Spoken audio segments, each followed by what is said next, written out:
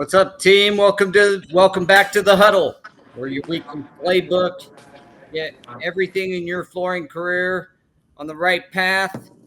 For you newcomers, welcome to the team. For everybody else, welcome back. With me this week and usually is Mr. Daniel and Jose Gonzalez, Preferred Flooring out of Grand Rapids, Michigan.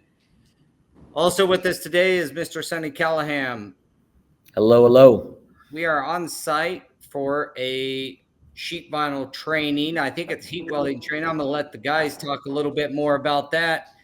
But it's an exciting day. Anytime you can kind of deep dive into training, talk about we'll obviously probably end up talking about how this impacts our industry. So, Daniel, Jose, Sonny, how's it going, my man? Good. Going good, man. Jose. Watching Daniel work.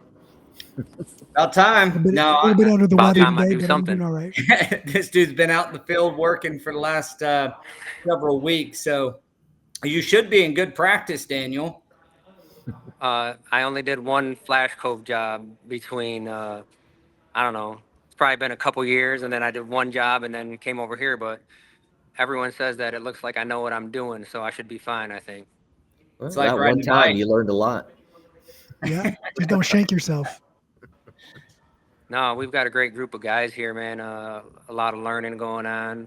There's a couple pretty experienced guys here, so that's great. That way, because I'm not only here to teach some of these guys, man. If some of these guys know something that I don't, I'm here to learn too, and that's what we constantly preach, right? It's not all about me or us giving our knowledge away. It's all about us learning as much as we can at the same time. So I'm learning here at the same time as these guys are learning. So it's been a great time. We're actually working onto the Flash Cove portion right now, and they're cutting out some of the vinyl. We just got over the pattern scribing on the Flash Cove, so a wealth of knowledge going on over here. That's awesome. Fun. You know, I've heard it said that if you really want to learn something, teach it. Like driving it home. That's probably You learn a just lot. as true in flooring as it is teaching other items. You know, you get down and you start teaching someone, you almost learn little tricks yourself and teach yourself little things, maybe pick something up from another guy. I think that's what's pretty awesome about our industry, is that knowledge it's out there. If anybody on this podcast wants to get trained, there are so many people that want to pass on their knowledge and teach. I think it's pretty special part of our industry in general. And they asked me, why I do this, right? They're like, why are you here teaching? And the answer is, I'm not trying to keep information like the previous generations have. It's like, I'm only going to be here for so long. I need to start getting some of this knowledge out of my head. If I don't get it out of my head and pass it on to the next person, then I really didn't do the industry a favor. Yeah, it's one of the more honorable things you can do as an installer is teach other people. Any skilled trade, really. I mean, we're talking about flooring, obviously, but any skilled trade, I believe, passing on that knowledge. That's how we got where we were when installation was really good. Is that we had kind of an apprenticeship atmosphere in flooring, and gaining that back a little bit and getting the knowledge from guys like you and others in the industry to share it is pretty special. I've got to jump off here early, so I'm going to let Jose, Daniel, and Sonny run the rest of the podcast. I want to come on and thank everybody. If you're catching us on any of our socials, please, comment, like, subscribe to us if you catch us on YouTube later. And for our live audience, I think you're in for a special treat today, just kind of getting a inside view of what a training in our industry looks like. This is very specific and kind of an advanced training, but it's pretty special. So I want to thank everybody for being here. Sorry that I cannot stay the entire podcast, but everybody enjoy. And yeah, fellas, you guys gonna take it from here. I appreciate you guys. All right, Paul. Take it Thanks easy, for man. jumping on for a little bit. Thanks, guys. All right, gentlemen. So walk us through a little bit of what we can expect today during today's episode with Paul jumping off and Daniel kind of playing both sides, doing the instructing and the podcast at the same time. So right now, I think the big goal is to just give people an insight on what happens in these trainings and how they run, right? Because not everyone actually goes to these trainings because they think something can't be learned, and we just need to get over that right away because uh, I'm learning here. People that have 15, 20 years experience are learning over here. One of the things that I went over was the quick fix on how to get an inside and outside corner to look good before your vinyl goes on, because none of these jobs are perfect. And people just looked at each other, and one of the guys was like, that right there is worth this class, like just learning that one tidbit of That information. that And it's small That idiosyncrasy that someone learns, it's worth it, right? Because we can all learn. We can all learn. Yeah, 100%. I know what you're talking about already, D. And yeah, you're right. I remember the first time that was presented to us, and we were like, "What the? It's that easy, huh? Something so simple." that easy, something that you wouldn't even think about, but then once you see it, it's like that would have been the best thing to know, 10 years ago when I was on this project. And that was But that was from a roofing aspect, right? From a roofing, um, the roofing well, section in a store. they asked me where I learned it, and I was like, man, I don't even remember. All I know is that we put it in practice right away and been using it ever since. It was from a roofing guy. Wow. Very nice. Yeah, I'm looking at the comment here where Rollins said, "Teaching make me happy." Couldn't agree more. Couldn't agree more. And he's Yeah. probably like me. I like doing it for selfish reasons because it makes me feel good, right? I love Hey, passing along information that I have stored in this melon of mine. That if I don't give it away, if I don't give it away now, then who's going to have it? right. So I'm just gonna walk over here. I'm gonna switch my camera around so you guys can Okay. get a glimpse of what's kind of going on in the background as soon as I Well, figure out how to do it. we'll let you do your thing, and then we'll let Sonny kind of paint a picture of what led us to this moment right here. Does that Sure, sound fair? Yeah. works for me. So we've got everyone over here. Like I said, we just went over the pattern scribing. So he's over here cutting his piece out, showing everyone how he does it. And this training facility is amazing, man. It's like, look how we've got all this room over here, some tables out here if we need to. Over Sonny's actually sitting in the presentation room, where I mean we go in there and we have lunch. He gives his lunch and learn type of stuff going on. Yeah, That's we're here at America's Floor Source in Columbus, Ohio, and honestly, I've never seen another place like this. It's beautiful over here, man. They're so And committed to we've got training. all of our stations set up. This station right here with all the tools is the one that we kind of congregate at, and this is where we do the demonstrations. Hey, this is how we do this, and then they move on to okay, we learned how to do it. Let's go do it.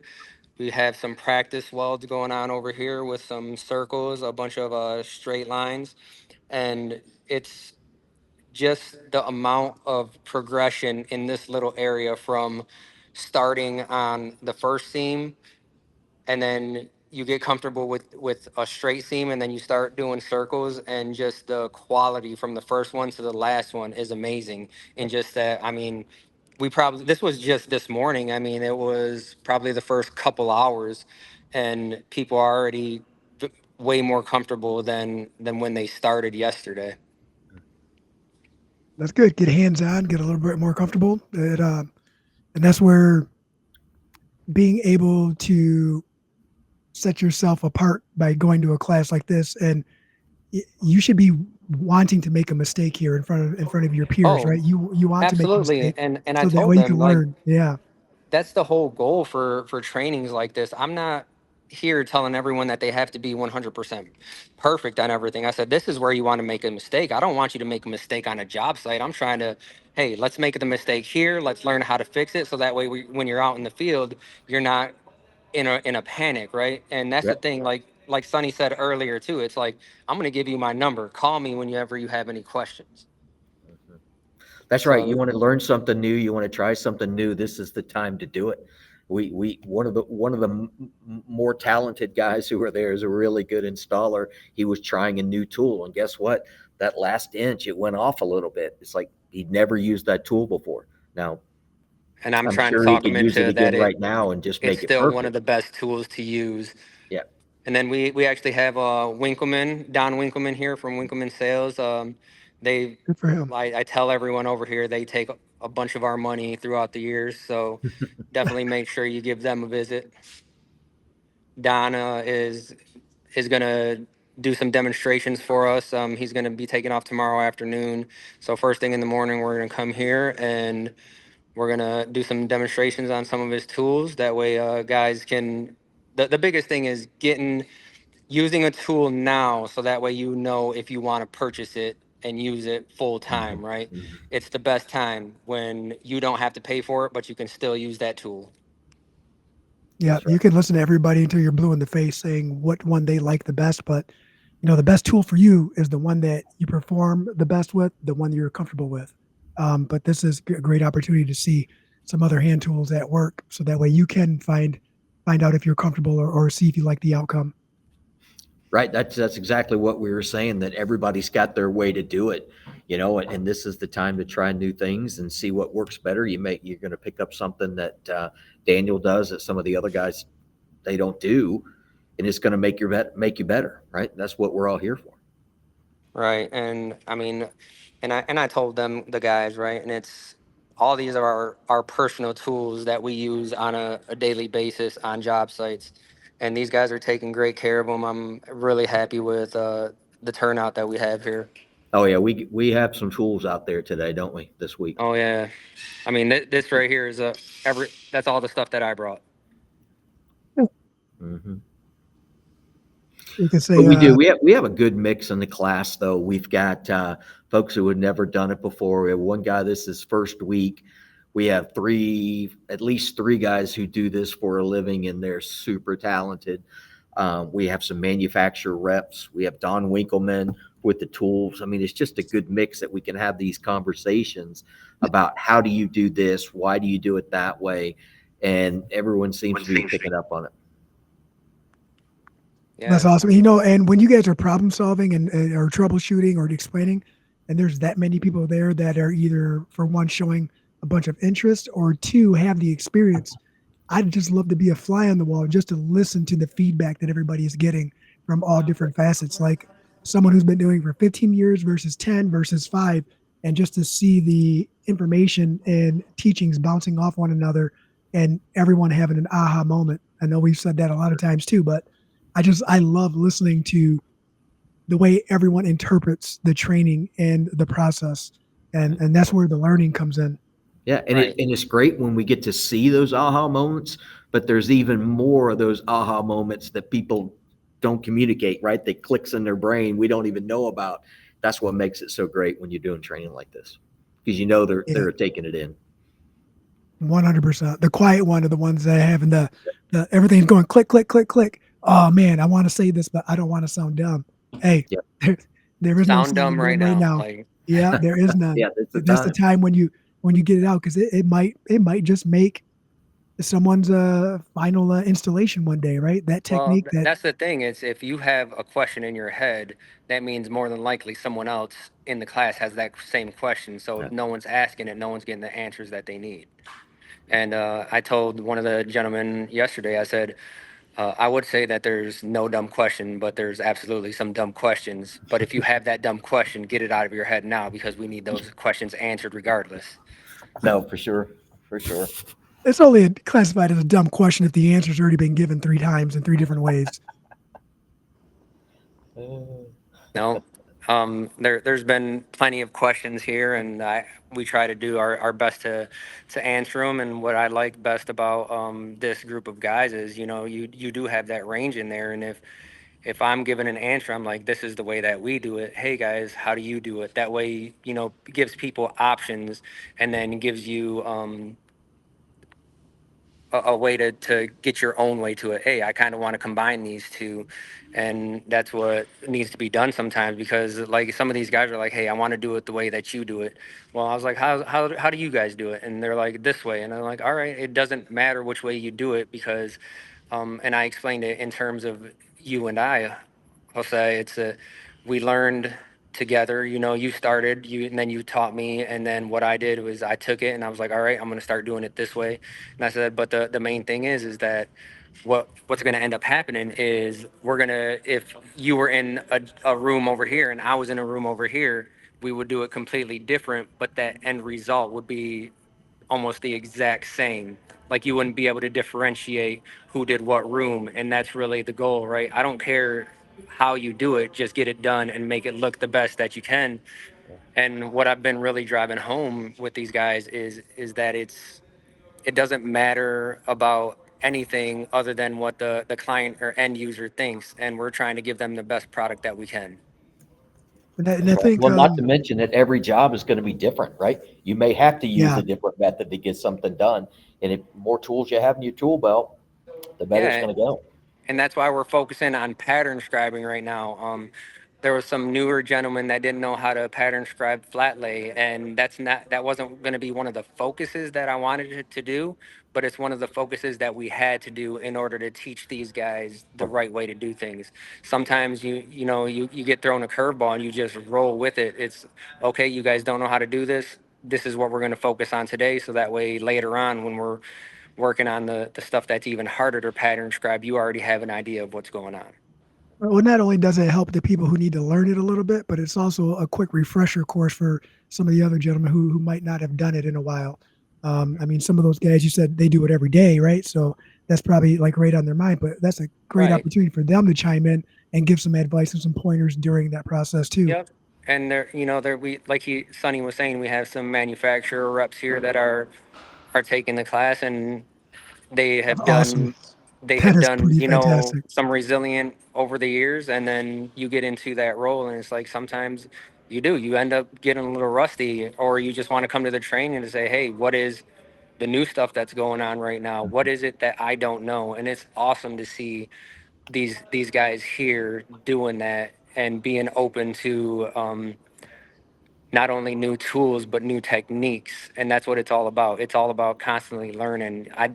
Everyone here knows that they don't know everything, and that's been made clear by myself and even all the other guys that have experience. The And best kind of class when it everyone is understands Yeah. that.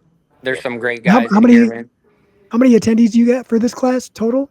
14. 14. 14. Oh, so it's a pretty big classroom then, It's a with all big the Yeah. hands-on and yeah. So And one other group that we failed to mention is we have a couple of salespeople, one that's taken a class and multiple that pop in and out during the week so they can understand what they need to do when they're bidding these jobs. They go out to a job, what they can talk to their customer about managing their expectations. I think it's great. It's really a testament to how Jason does things here at America's Floor Yeah, Store. and I was talking to one of the salesmen, right? And he was like, he's down there working in the box, and then we go to lunch, and he was like, dude, this I had no idea this much went into something that I thought was so simple. Mm-hmm. it's a lot simpler on paper than it is when you're getting down to the nitty-gritty.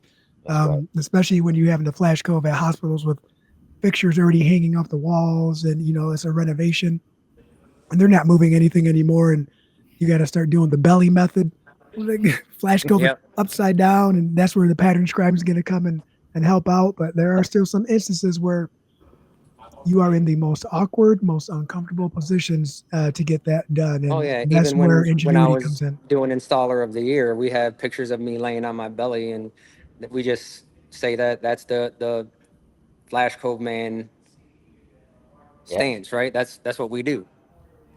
Crystal as Find a well. way. Sister. I have a picture on my camera roll of her laying, spread out like Superman. Excuse me. That's hilarious. Sometimes there's no other alternative. Sometimes you That's just right. got to figure it That's out. right. But if you look at this group right now through Daniel's phone, look at them all. They're all engaged. They're all committed. They all want to see what's going on, and it's just a great class.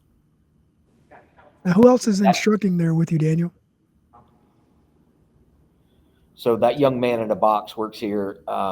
His name is Chris. He works for America's Floor Source, and he's got some crazy hand skills.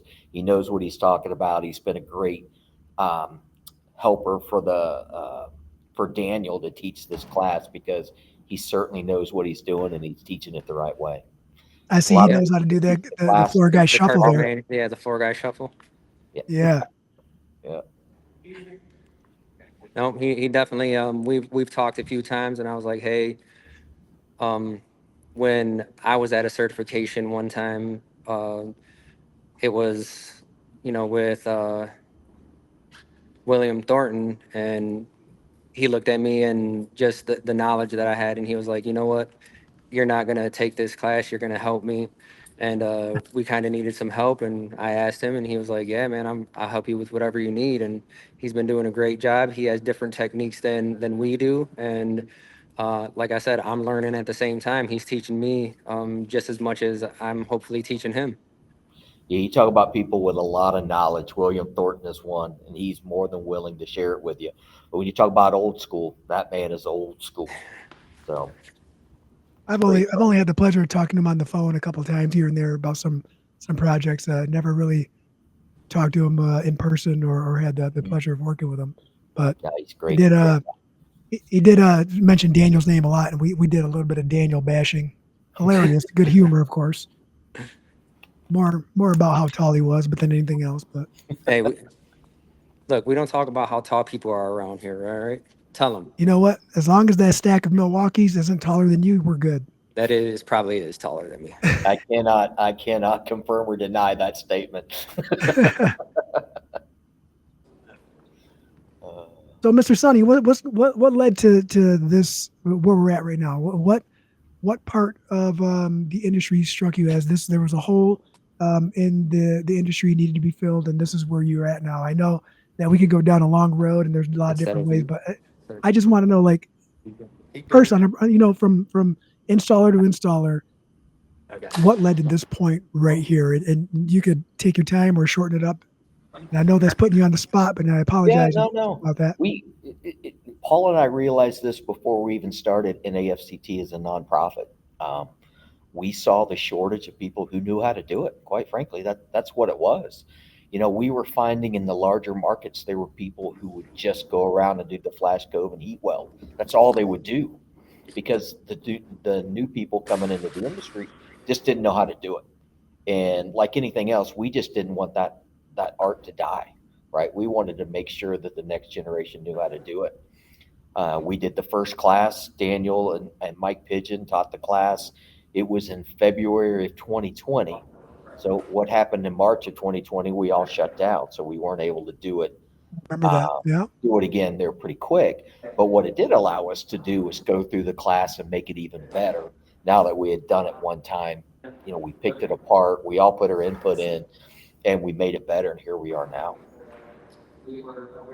Gotcha. And then, so is there, I kind of know some of the answers to this, but for people watching, is there a progression that is expected in order to be able to take the training portion or certification portion? Because it's my understanding that this is not only just a training, but a certification, right? But it's based around certifying individuals who have some prior experience, but it's still open to others who want the training portion as well, the education portion of it. Well, that's what makes it's so great with the folks that we have here, because the first 3 days are training, right? We're showing people how to do it. The last 2 days are the people who have been doing it for years and they want to show off their skills and get certified, right? So the first 3 days is literally taking people who haven't done it before or done very limited number of flash code jobs and teach them how to do it. Will they all necessarily be certified at the end of the week? Probably not, but it's training and certification mixed into one. And we have some just coming for 3 days. We have some that are just coming for the certification. It just depends on what level you are in your experience. Gotcha. Well, out of 14, hopefully the turnout's pretty good, man. I never go to a class hoping that, hopefully I'm the only one that passes. No way. Always go take one of those classes and hopefully everyone you know what? hits their goal. Let's think about our classes. Not everybody passes. Some people get mad about that, but if everyone passed, then we're not doing it right. Right? Yeah, you have to Not make enough. it challenging, right? And That's right. It's got to be challenging. Everyone can write a piece of paper that says you're certified, but if you don't know what you're doing, that certification doesn't mean anything. Right?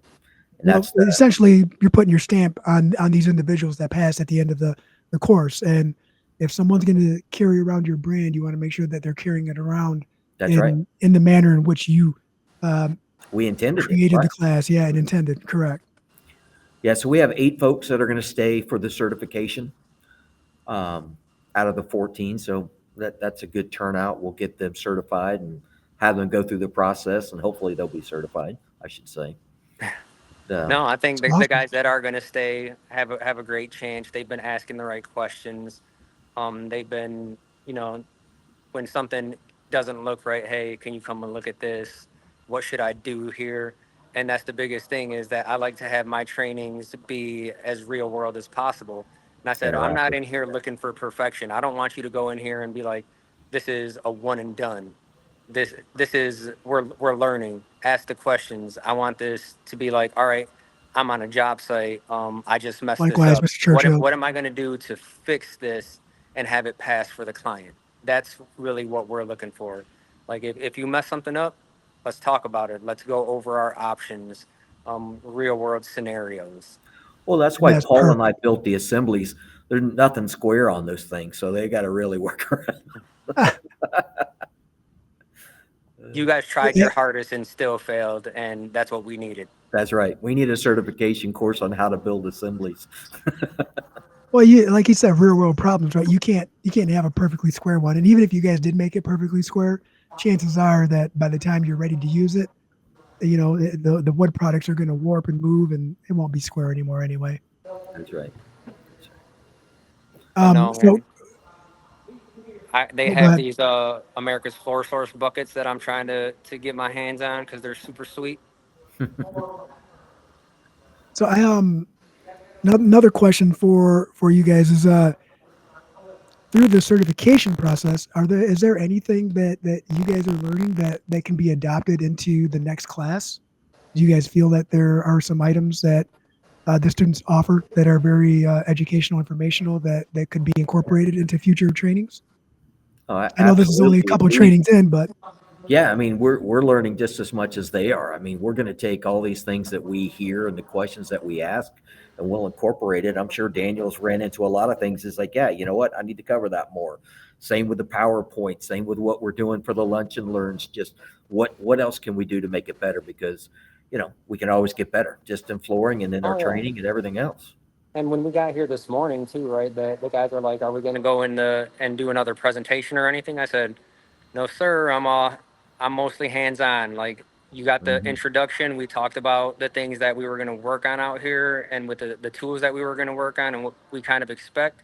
Now it's mostly hands-on. And the biggest thing, like I said earlier, is knowing where our skill levels are at. And that's what I kind of started with first thing yesterday morning. I'm like, this is who I am. This is, the kind of my credentials and how long I've been doing things. I want to go around the room so I can gauge what we're working with.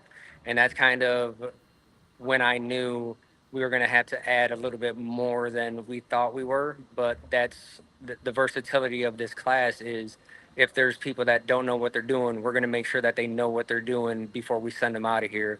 Whether they pass or fail the certification, that's irrelevant, because they're going to get out of here knowing more than when they came. Yep. That's awesome. And then you had mentioned that some of the sales team that are popping in and out now, are they just popping in and out sporadically, or do you have is there any literature or any kind of guidelines that you have that is specifically geared for them as far as information or questions they might have, or is that they just popping in and absorbing at what point you guys are at the right. class? I think we have 2 taking the class, right? I know at least They're one, in here full but I think time. there's 2 actually Okay. taking it Monday through Wednesday. The others are just kind of coming in and watching Daniel when he's doing his thing to kind of just pick up a tip here and there, because we can't have all the salespeople in there. Right. Right. Hey, And somebody's got to be selling something. That's and right. the guys that are in here, one of them is doing everything. The other one is in here just taking it all in because he does have some knee problems.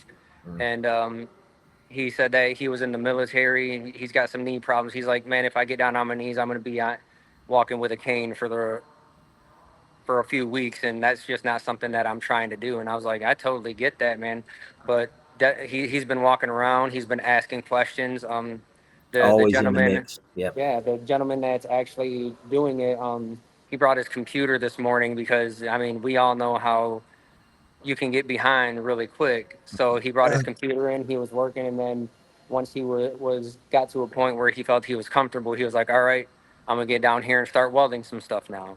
And that's the one that, he was like, I can't believe how much actually goes into just something that's in this little box. Now I know that when I'm selling these jobs, how much labor actually goes into, I mean, you're looking at, a surgery room as opposed to this little box, and this little box is taking you this long to weld, 12 feet. Yeah. I mean, there's a lot of different parts and pieces when it comes into getting the from start to finish on an installation of Flash Cove.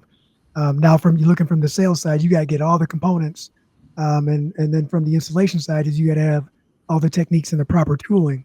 Well, the And tooling is huge, right? Because we came in here with all the tooling, and one of the guys was saying earlier too. He was like, "Yeah, they don't understand how much these things actually cost, and when you're only want to pay X amount for heat welding." And then he looked at the table. He was like, "Just look at your tools. There's like $20,000-$30,000 there, and these are the things that we have to invest in." And I said, "Yeah." But you have to realize that it took a long time to get that $20,000 to $30,000 worth of heat welding equipment, Right. and it didn't just happen overnight. And that's why we have all the tools. And I tell the guys, you can start with this entry level stuff and work your way up just like yeah, anything else. Mhm. yeah, it's one So of those things where you can't invest the most money in the top dollar in something that you don't know is going to take off for you or not. And I right, mean, you may so not like that tool. You may want a different tool. yeah, and That's that's the what this biggest thing class about is these for. trainings and Yeah. having Don here using Don's tools. I come here using my tools. Hey, I've never used this tool before. I've only heard about it. This is your chance, man. Start getting the hang of it. That's right. We got Crane's new groover here. We got Turbo Tools. Was generous and gave us a bunch of stuff on the last class. We're using all that stuff today. We talk about Leo. One of the manufacturer reps here was like, yeah, he goes over to Leo's shop and just talks to him all the time. And I'm like, yeah, Leo's got some great stuff, man. We've been using all his stuff for years and we'll never stop using them. yep. I got to It, shake that it, man's hand in it doesn't person. mean that that's the only tool out there that you can use. Um, like Crane's new groover, like I got to get a hold of Darwin because a lot of these guys here are like, I love this groover, and I'm like, just got to let Darwin know, hey man, people love your groover, keep on selling it. It's, Well, that's the I thing don't know about who this made it. class.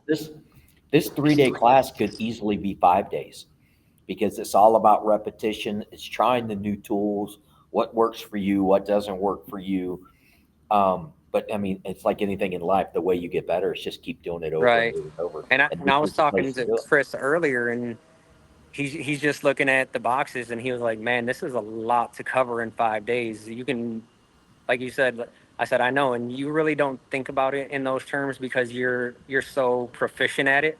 But to teach someone from zero how to be like somewhat proficient at it in 5 days is a challenge. And these guys are up to that challenge though, and they're doing a great job. I can't wait to see what some of these test booths look like. Yeah, I'm very curious in that. Are you gonna take pictures and document the process to share later on? Oh yeah, I'm pretty sure everything is going to be up on NAFCT's social medias and stuff like that. Not too long after everything is done. That's right. That's good. And That's the best one way day, to learn. Mess something up, you'll learn real quick. Oh, real fast. Like the last certification we did when we were down in Georgia, and Andy was like, "Hey, are we going to go over repairs?" And I was like, "Oh, there's going to be stuff to repair. Don't worry." Yeah, we'll have plenty to go over. you They'll know give us what? enough curriculum. I will say that the reason that I think that we got really good at resilient and sheet vinyl welding was the amount of repairs that we came in behind installers and ourselves to do, learning how to deconstruct, reconstruct, and try to put it back together. That made us better in the resilient field, and only because we learned how to mitigate that, right, by deconstructing some of the failures from ourselves and other installers, and also we had to get better at hand skills and hand techniques and other outside the box thinking to I don't want to say hide mistakes, right, but let's just say make it look like it was an intentional design. Yeah. So Well, guys, I had a great moment out here with one of the guys. The first 3 inches of his seam was just completely burnt. So I'm looking at him. He's down there, and he starts a little bit past it. I pointed to. I said, "What happened there?" He goes, "Well, I'm having trouble with getting it in here and starting with it, without burning it." And sure enough, he asked somebody else. They came over and helped him, and he figured it out. He screwed it up. He asked the question how to fix it, and I haven't seen him do it ever again. Right? Everything else has been great. And that's it's those comfort things too. Like if you're afraid to burn yourself, you're afraid to cut yourself, you're afraid to do a lot of things, you're gonna be a little apprehensive on trying new techniques. That's right. And I think after a while, you become so used to the motions that it becomes second nature. Like the heat gun's or the welder is gonna be there for a second. If you could bear the heat for 1 second, you can get there and start it against the wall with no, instead of starting away from the wall, getting that curl up there. Like anything. It is muscle memory. You learn what different welds and materials you're able to manipulate before you stick it in the gun to go ahead and get started. You learn a lot of do's and don'ts the more you work with certain materials, and I think that's where Daniel's had the luxury and where it comes in handy, where he's been able to work with many different manufacturers over and over again to learn little shortcuts for himself here and there, but then also meeting like Mike Pigeon and taking other classes with other people and adopting some of their techniques and their information to make him a better installer as well. Like that's where you learn a lot. That's where those moments come into play. Yeah, one of the things they had to do today was do a circle, heat weld a circle, and Daniel was just awesome with it. He said, "Look, you're going to burn yourself. Get that mindset out of the way. You are going to burn yourself, but this is what we're going to do." And you know what? Everyone was able to do it. So yeah, as long as you're prepared, I guess. This is going to hurt a little bit, guys. Like right here, this part right here, you might as well kiss it gone, or put some tape around it if you have to, just to bear that heat a little bit more. But do it enough times, you'll be okay with it. yeah, you develop a little bit of a callus. So it's good times, and I miss I miss getting down to the nitty gritty and being able to do that full time. Some people are like, "Oh, I don't want to be on the floor my whole life." Like, you're right, you don't. Right, your body can't withstand that type of abuse. But at the same time, it's if you learn how to do something efficient, proficient, when it's your turn to teach and it's your turn to look at it from a sales perspective, there's a lot of parts that you won't miss that somebody else will, and you can appreciate from start to finish the sales part and the installation part. Yeah, and when we get to meet those people all the time, that they're not going to install forever, right? I'll give you the perfect example. Andy McWilliams. We met at an NFIC event with PJ. And the day I met him, I knew, you know what? You're going to be a manufacturer's rep and you're going to do training. And we made it happen, right? And he's one of the best that's out there right now. But you can just tell that people want to share the information. Some people don't, but the people who want to share the information and they're passionate about flooring, they can make a difference, right? And that's all we're trying to do. And you talk about hand skills. What I tell people is, I kind of liken myself to Bobby Cox, right? Bobby Cox was not a great baseball player, but he was a really good coach. And I'm kind of the same way. I'm not going to get down on the floor and out install many people, right? My skills were average at best, right? But I can teach anybody on how to install the floor, right? I can read a book, but I still have experience behind it to teach people how to install the floor. And when you enjoy that, there's nothing better. There's nothing better. Well, that goes to the point where somebody had you could take this for what it is. Those who can't do teach, right?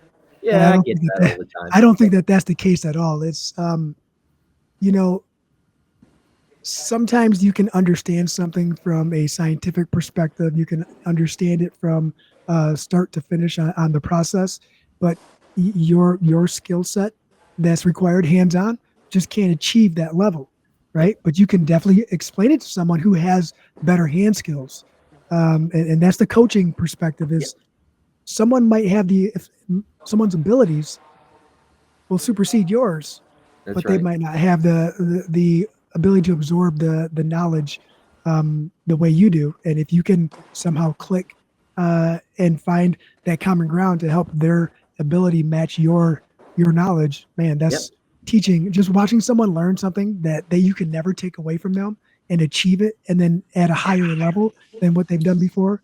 That's one of those fantastic things that you can't. You walk away and you smile when they've you learned do it. it for selfish reasons. It makes you feel good. Yeah.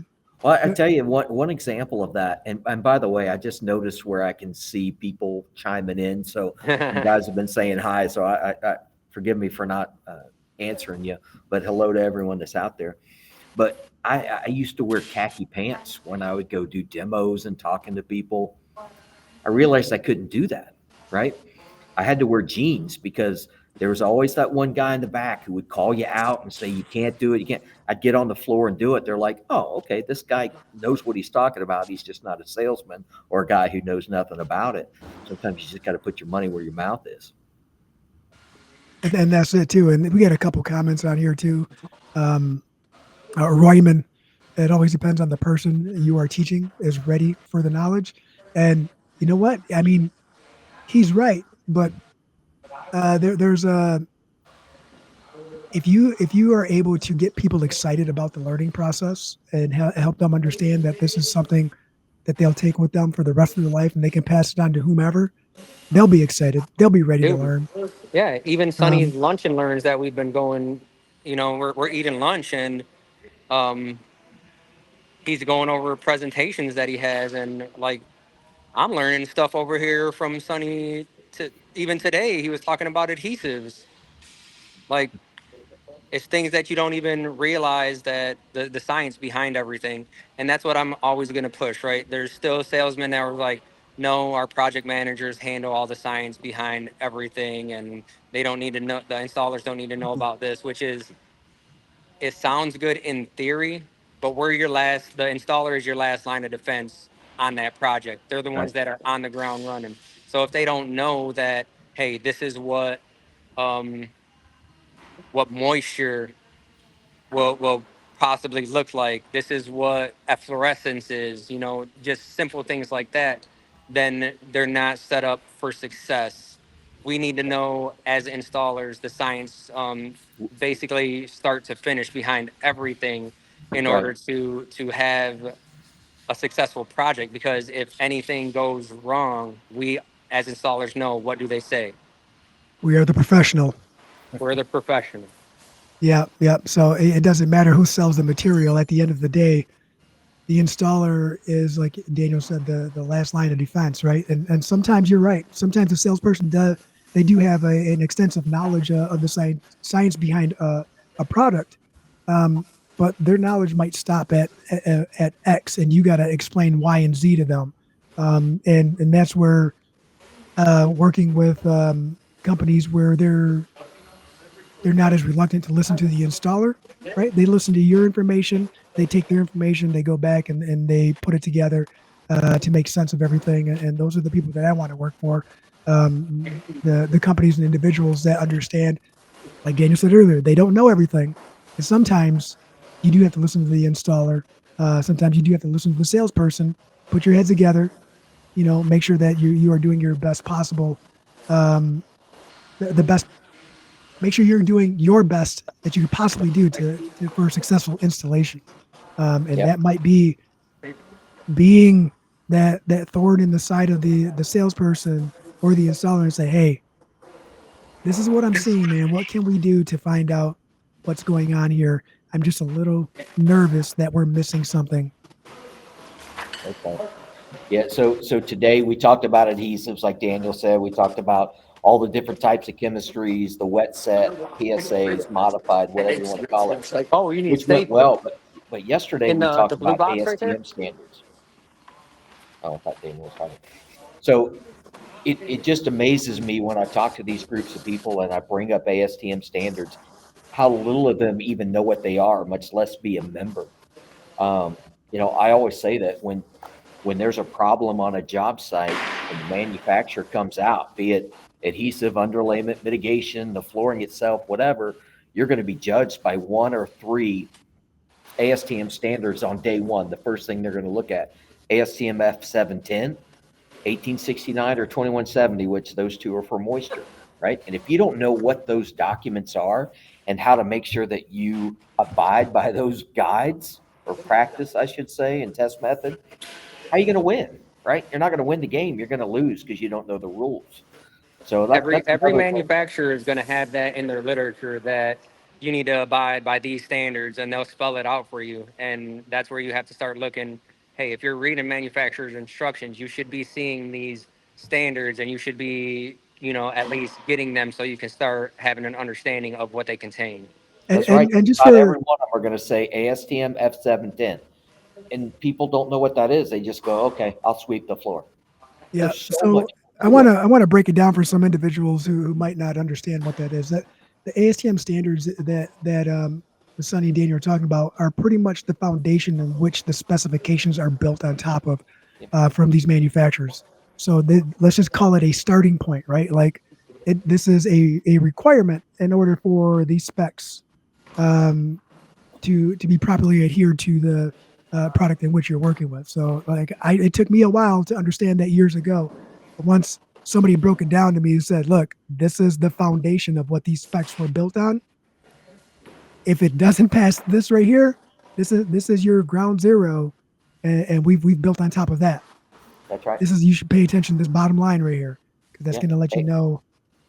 Yeah. And ASTM F710, how to prepare a concrete substrate to receive resilient flooring. That should tell you right there. There's going to be a lot of information in there, right? What do yeah, you need to do? I'll let you and know I was a copy paste king when it came down to some of that on a couple of projects recently, where Hey, they were hey, trying to have us go yeah. outside of that. If you bid work, it's going to say in that bid packet to prepare the job site, install according to ASTM F710. And you're bidding jobs and you don't even know what that means. When in reality, if you come to a job site and there's something that doesn't conform to ASTM F710, you've got that document to take back to the contract. Say, look, you're the one who told me to do it this way, but now I don't have it on the job. Right? Here's a change order. This is what it's going to cost. It's an advocate for the installer, right? It helps yeah, back you up. It's not it, just you saying no to somebody. Here's why, right? and that's what we've been through plenty of times where it's like they're like, hey, just do this, and you're like, no, in your contract you spelled it out what I have to follow. Yep. And that's when I touched yesterday too, when I was like doing our introduction, and Daniel from Preferred Flooring. This is what we do.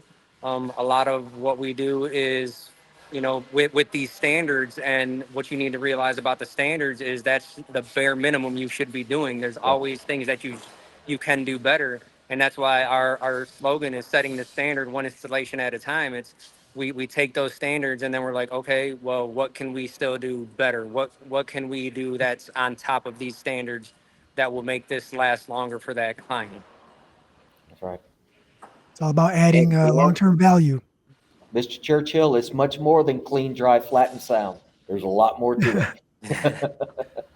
That's a starting point. Yeah, exactly. I do know that we're getting pretty close to our time, guys. So if we've already exceeded it, but Yeah. um, I We can just want keep to. going. Yeah, we can keep going forever, but absolutely, man. This training and the feedback that we've gotten so far is great, and I'm loving it. No, I think it's going really good, man. I appreciate you being here. Um, if you guys haven't seen Daniel install, he's just phenomenal. So, and he's a great instructor. So I appreciate you, man. No, I appreciate you, Sonny, for putting this on, and definitely America's Floor Source for letting us use this beautiful space. And you know, the vendors that we have here that are Don Winkleman, you know, he's got a bunch of tools here. He's like, use whatever you need. That's amazing. And then, you know, our other vendors that are not necessarily here, but we have tools here that are from them. Wolf, Turbo Tools, Crane. Thanks for generously, you know, giving stuff to us. And letting us use these tools, not necessarily just for this class. I mean, I'm using them on job sites too. So thanks for that. Yeah. We get a demo tomorrow, as a matter of fact, for a machine from Wolf. So Yeah, and Corey Dickerson's going to be on one of our job sites demoing their ride-on demo machine. So thanks, Wolf, for being able to do that. If you Tell guys Corey I don't said know, hello. yeah, if you guys don't know, contact your reps. There's plenty of sources out there where if you need something, they're more than happy to provide it. Are they going to sell you a tool? Probably. That's the whole goal. Yep. There's plenty of that is technical the goal. resources out there from manufacturers that you as an installer need to develop those relationships that will make your life a lot easier. Daniel, Jose, and myself, I call people all the time, right? To have those people on speed dial in your phone saves a lot of time and money. And that's where these associations come in to play, right? The CFIs, the FCICA, NAFCT, all these groups, you get to meet these technical based people for the manufacturer for the products that you use every day. Right. And, It's just it's priceless. and a huge shout out, Sarah. Do you mind being on camera? Do you mind being on camera? You don't want. She don't want to be on camera, but she's been taking a great care of us these last Sarah's couple the years. goat. She's the best. She She's is. absolutely the best. She's shy. But thanks, guys. I think we're gonna end it there. We're gonna finish up today and get ready for tomorrow over here. And then, I mean, tomorrow, like they thought these last couple days were something, but once you get into that flash cold welding, it's a totally different beast. That's I right. know. I can't wait to hear about that. Well, stay tuned on social media. We'll have more pictures and details, and we'll keep Right. you up to date. And hopefully, we'll Don't see you at the next class. don't just follow the Huddle on social media. Follow NAFCT. Follow America's Floor Source. All these people are in the industry to not only help you be better, but to help the industry be better as a whole. So let's all be part of that progress. If you guys like what you hear, let us know. Share it, like it, dislike it, whatever you want. Check out the other platforms. Share that, like it, dislike it, whatever floats your boat. If you have anything else that you want to add or you want to hear something as far as content that we haven't covered, please chime in. Let us know. We're all ears. But I think with that, we're going to take off. We really appreciate you guys' time. Daniel, thanks for taking time away from the class to talk with us today. And Sonny, you as well. We really appreciate both of you guys' time. Thanks for having me on. I appreciate all the support from the Huddle. All right. Yes, sir. Thanks, guys. We'll see you guys next time. Thanks, guys. And we'll see you next Tuesday at 4 p.m.